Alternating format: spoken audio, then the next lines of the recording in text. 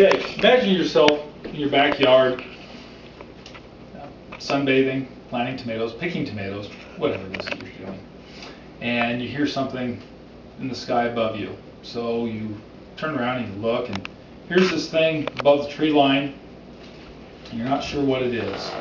You know, what's it doing there? What's going on?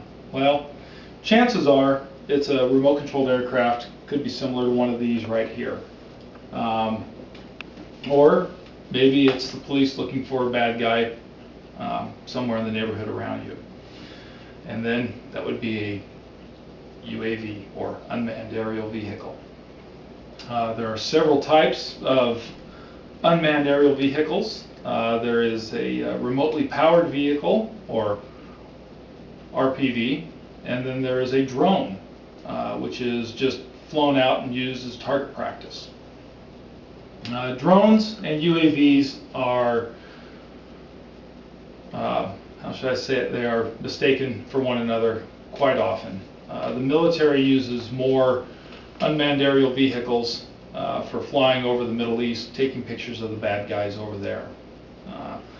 What we fly over here are remote control powered vehicles.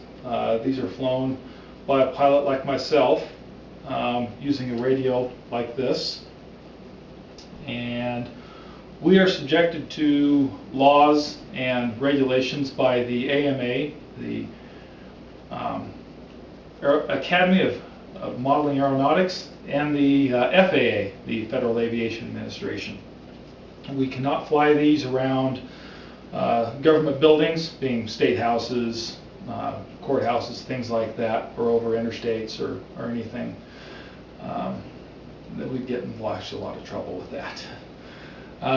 There are other types of UAVs out there, or drones. One of them here being one used by the power companies to fly over the rivers close to the dams to take pictures of the salmon or the fish to get an accurate count and not disturb them.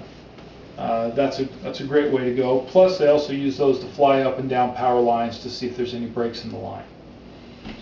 UAVs or drones have been around for a long time, since the 1800s. One of the first ones was a kite with a camera attached to it and a really long string to take pictures. Can't imagine trying to pull that, to take a picture, but they did.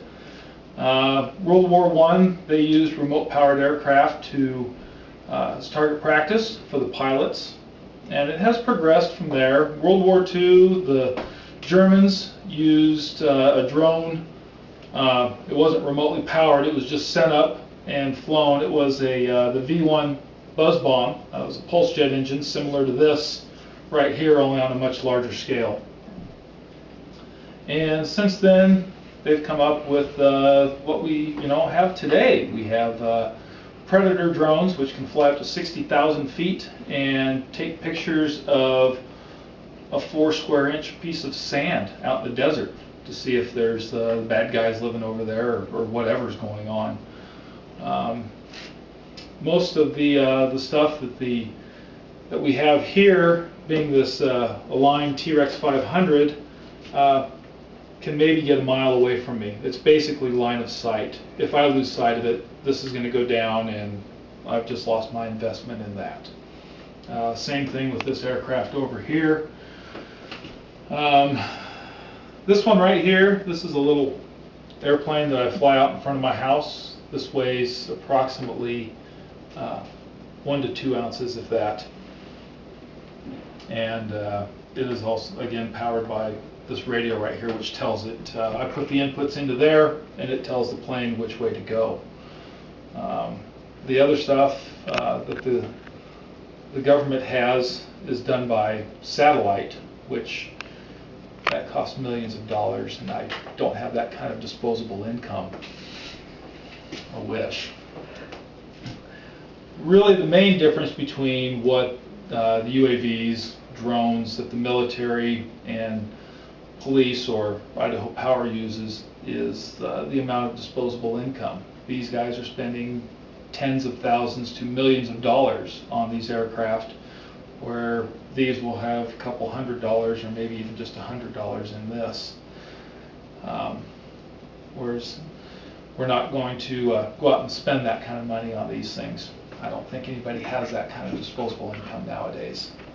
Anyway, thank you for listening, and I hope I gave you enough information to tell you a difference between remote-controlled aircraft that's used in a hobby and the types of aircraft used for finding bad guys or taking pictures of fish. Thank you.